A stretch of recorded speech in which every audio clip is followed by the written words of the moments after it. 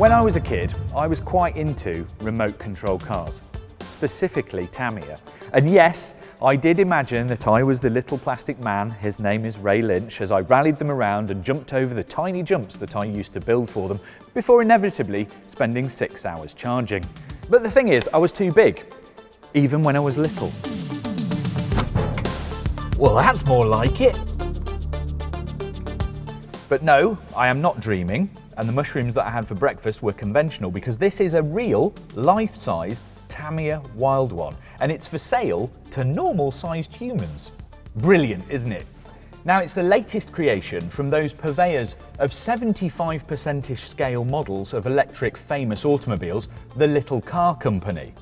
Now, usually the Little Car Co knocks out little recreations at 75%-ish scale of famous cars, stuff like the Bugatti Type 35, the Ferrari 250 Testarossa, or even Aston's DB5. But this time, they've teamed up with the name in remote control cars, Tamiya. And what you get is this, the Tamiya Wild One Max. And here's the Wild One. In the popular two-seater styling of off-road buggies, the Wild One has the looks, speed, and handling capabilities that make it a real winner. Now, the Tamiya Wild One was an RC car originally launched way back in the mid-1980s alongside its sister car, the Fast Attack vehicle. You might remember other Tamiya famous names like the Sand Scorcher and Wild Willie. How about the Lunchbox? Not that one. It was a build-yourself kit electric dune buggy, which basically taught a load of kids car maintenance by stealth. You had to figure out bearings and build dampers and assemble differentials. All the stuff that's in real cars, just smaller. Except engines. They had electric motors instead.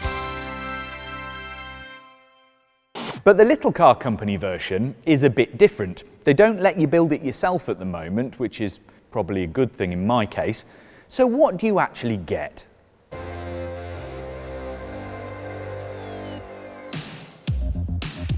Well, the main bit is a big space frame that's both long and wide enough to take 2 full-size humans sat in proper Cobra bucket seats with 4-point harnesses. It's not that easy to get in and out of. Mind you, you can have it left or right-hand drive depending on which you prefer. In front of me, I've got a 5-inch digital display which gives all your relevant information, and that's flanked by some marine-grade waterproof switches, which means you could basically just hose this thing out if you felt like it. Now, they're set into this Launch Edition's carbon fibre dash, and you get a nice little plaque to say that you're one of 100. And then if I look out down the bonnet, obviously I've got those 2 big spotlights, and then there's the suspension tops, which is Bilstein adjustable dampers and Eibach springs.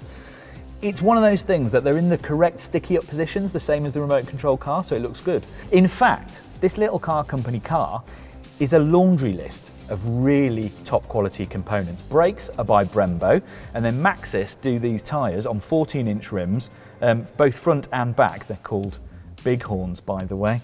I'm not going to mention that. The thing is, this car, having poked around it a little bit now, it feels brilliant. This is not some backyard bodge. In the back, it's got double Wishbone suspension rather than remote control car's trailing arm, and it is powered by an electric motor, just like the real Wild One. Actually, which one's the real one now? Okay, so it's not quite just like it, it's a bit bigger.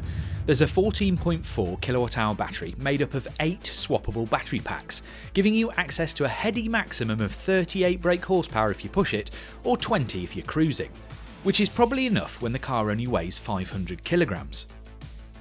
Top speed is 62 miles an hour, acceleration figures aren't really the point, and range is about 68 miles off-road, 125 on. And yep, the best bit is that the Wild One Max can be made road legal. How? Well, because it's a mini-me and not a real car, it can be registered as an L7E quadricycle, which have different rules for safety and speed. A bit like stuff like the Citroën Ami. So with the road legalising kit, stuff like lights, a windscreen, wipers, mudguards, number plates and the like, you can actually tool around in the Wild One Max for real, either on or off-road. Now, a remote control Tamiya Wild One costs about 180 quid the last time I looked, and the Little Car Company version, it kind of doesn't. because the launch edition cost £35,000 excluding VAT or shipping, which means it's a very expensive toy, albeit one hell of a statement as an urban commuter. Of course, you could buy a straight-up dune buggy or build something like a VW Baja Bug for a lot less money than that, but it wouldn't be the recreation of the Tamiya childhood dream. In fact, the only things that are different are some of the bits they've used to make it road homologated and the fact that the suspension turrets are a little bit more rounded off for pedestrian safety. Other than that, it looks exactly like the remote control car. See? In time, there'll be a cheaper one that you can possibly build yourself that might not be road legal, and you do get a limited edition version of the RC car included in the price. See? I knew I could make the maths work somehow. So what do you think? Is this absolutely brilliant or a completely pointless frippery? I think you know what I think.